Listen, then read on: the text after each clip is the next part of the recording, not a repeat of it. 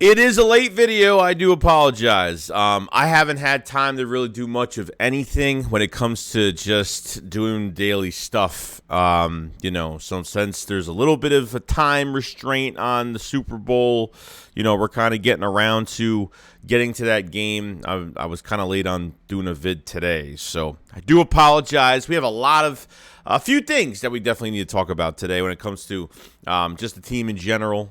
Some things that have have been brought to my attention. Some fun things as well. So let's get into it all. Because I've seen enough horror movies to know any weirdo wearing a mask is never friendly.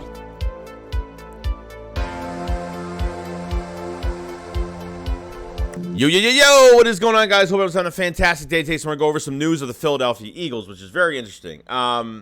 We have 10 more days, guys. 10 and whatever. I don't know if I'm uploading this video later today or tomorrow, so it's 10, 9 days to the Super Bowl. Like, we're very, very close. We're getting there, and it's going to be a slow week because the more we think about it, the slower the week is going to be. That's just how it is.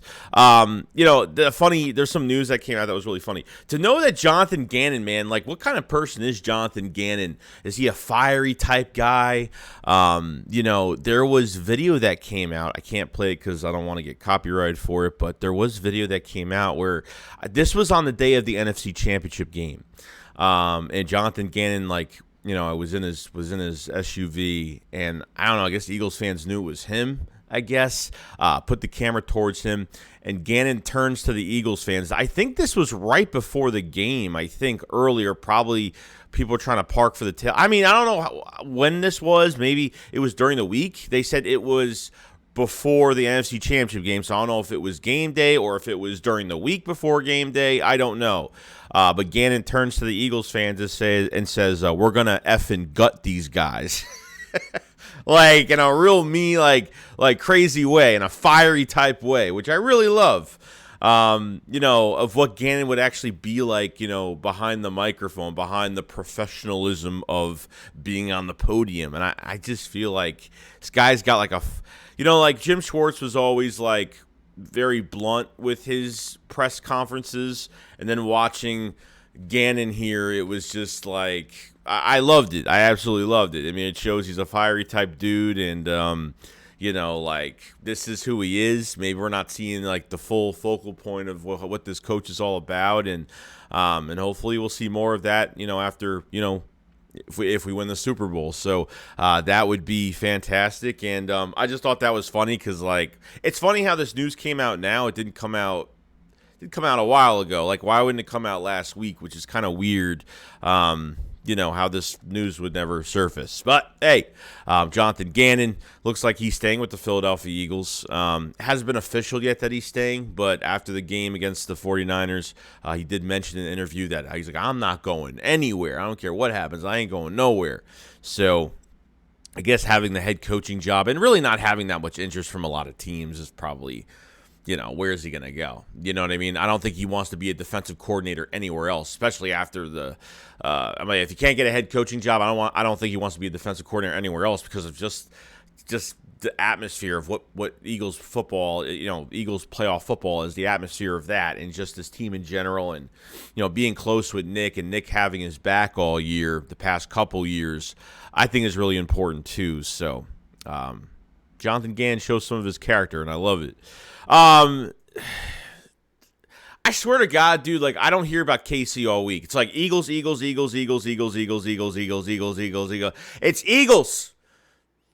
Julian Love goes on Good Morning Football, and I just like, what, like, people aren't even focused on like the Super Bowl. They're focused on like why the Eagles shouldn't be there. It's literally the whole entire time. Why the Eagles shouldn't be there. Why they, I'm just like, Jesus. I understand we shouldn't give a crap, but it's like, man, like, I didn't know people, like, the world is ending because the Eagles are in the Super Bowl right now. If San Francisco won, they'd be talking about Brock Purdy. They'd have 5 to 10 documentaries, like that. That's what it would be like. But to keep hearing that the Eagles had an easy road to the Super Bowl, this year has not been easy. And if it has been, okay, if it has been easy, the Eagles have been dominant. It looks easy because the Eagles have dominated. The Eagles dominate against the Giants for the third time, and that's why Julian Love is, he said, oh, anybody can coach that football team. Anybody could go in there. Like, your team got beat 3 times. I swear to God, they bring these guys on TV. Like, why is he even on TV?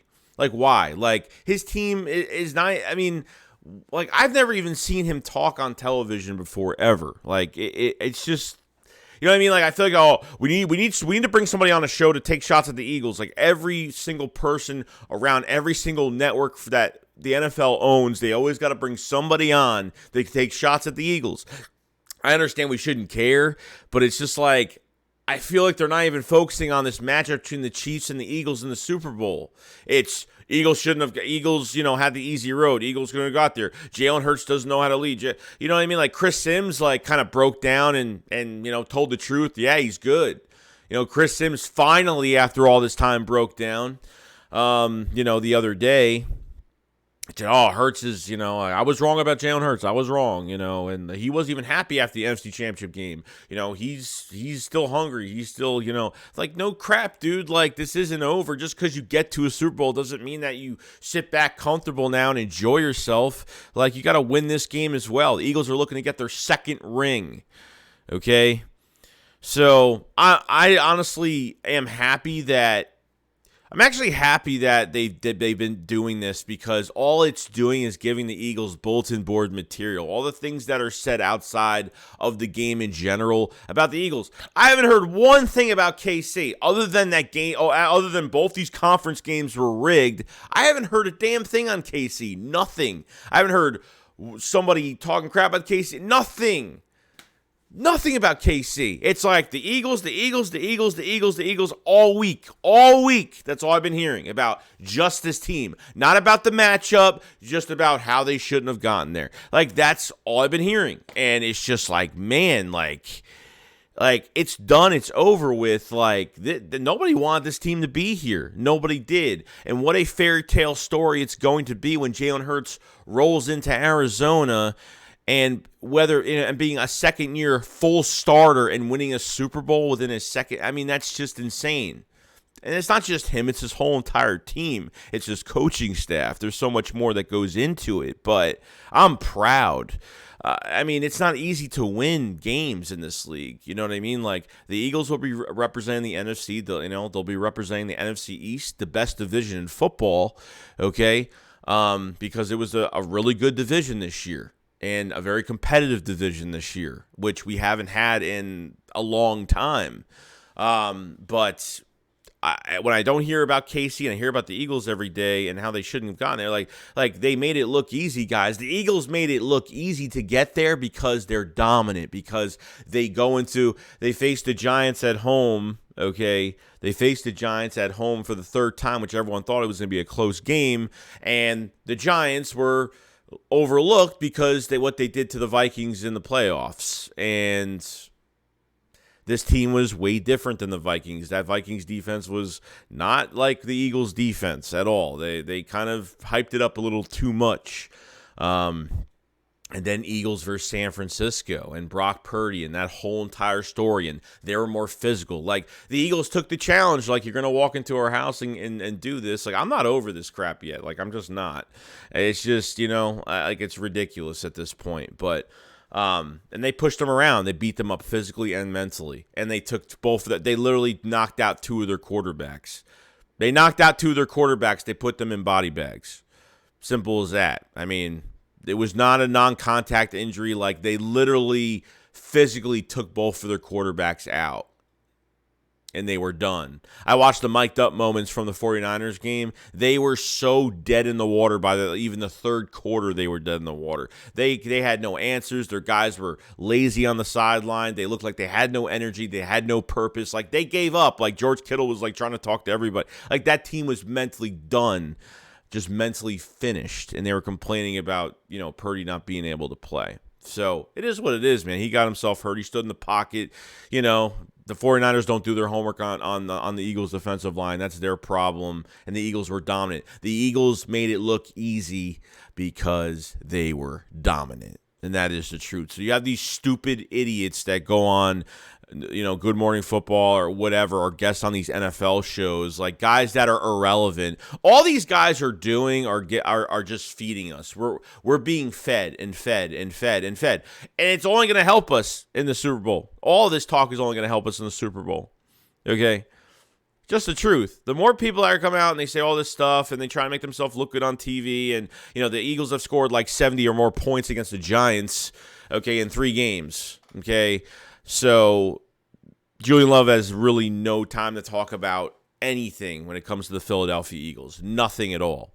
So that's all I got to say about this whole situation. I haven't heard a thing on KC, and the Eagles have just been talked about, like not even about the matchup, just about why they shouldn't be here. And now we're going to prove why we should be there. So other news, we got some more news, obviously, since Shane Steichen, the offensive coordinator for the Philadelphia Eagles, has not, other than the Panthers job that Frank Reich got, okay, he's bringing Deuce Staley on. There's a whole bunch of news going on around there. So, Steichen was a big finalist to go to the Panthers.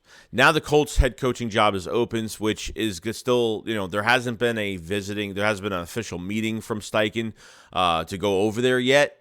But probably will, obviously, the next 10 days after the Super Bowl, he'll probably have a visit with the Colts. If he doesn't get the job with the Colts, then probably he will stay with the Eagles. But I don't know how much interest there is between Steichen to go to the Colts. I don't know if that's like his prime place to go. But news is kind of rumoring, kind of swirling a little bit that Brian Johnson, the quarterback coach for the Philadelphia Eagles that has been with Jalen Hurts, and a lot of fans have been saying, like, you cannot separate these two guys. You know what I mean? You can't separate these guys. Brian Johnson is a really good mentor for Hurts, and, is doing really well with the QBs in general. So Brian Johnson, that could be plan B. They could be promoting from within if Steichen is not going to be the offensive coordinator here. So definitely something to look out for. I really, really hope that Steichen stays. I really do. Because I don't know, like, Brian Johnson hasn't been a coordinator since he was in Florida. So I don't know what's up his sleeve with play calling, how good he's going to be. So we'll find out in the coming time. That was my phone, by the way. So we'll see in the coming days what happens. Last bit of news I want to talk about quick. Aaron Siposs, the punter, they have activated the practice window for him. Brett Kern needs to go. I'm sorry, but whether that ball hit the camera wire or not, he had 2 punts that were really bad. You cannot, especially in the Super Bowl, you can't punt a ball to the 45 on their 45-yard line. You just can't do it. Hope Aaron Siposs comes back. He has a lot of time, so I think there's a good chance he might actually come back. And, we thought Aaron Siposs was bad, but he actually, not a bad year for Siposs at all. I think maybe a couple bad kicks, nothing crazy. But when it comes to it, the punts got to be better. Brett Kern was just a veteran replacement. Used to be a good punter with the Titans and then was kicked off because of competition to a younger punter. But they got to do better. They got to do better with the situation, so. That's really all I got, guys. The punter situation, why the Eagles shouldn't be in the Super Bowl. Just can't listen to all of it as of right now. Steichen to the Panthers, a whole bunch of stuff. So, other than that, guys, pretty much it. Let me know what you guys think, and I'll see you guys on the next one. SHAKESQUAD up, follow, slide. Peace out, guys. Peace.